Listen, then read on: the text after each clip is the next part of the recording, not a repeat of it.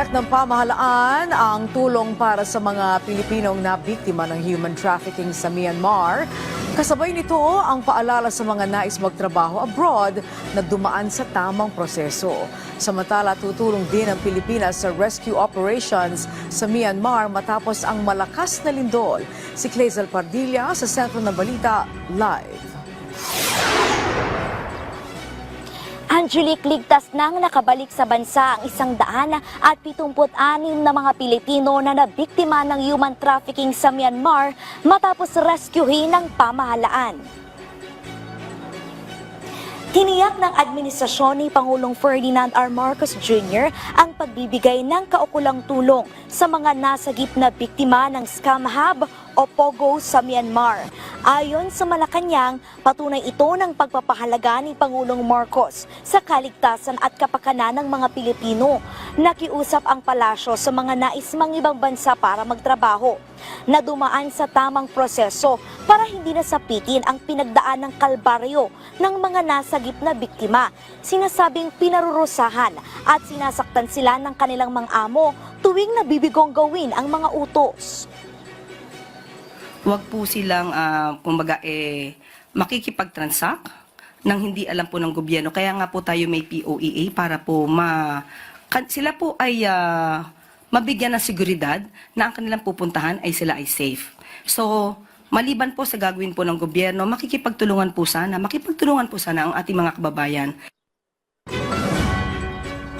Nakahandaan niyang pamahalaan para magsagawa ng mga rescue operations sa hinaharap. Siniguro rin ng palasyo ang patuloy na pagdaraos ng job fair para magkaroon ng trabaho ang mas maraming Pilipino at hindi na mapilitan pang umalis ng bansa at mapalayo sa kanilang mga pamilya. We are into projects giving more jobs to the Filipinos. So with this, I hope that they can rely on that. They can have these jobs that will match their capacities and skills.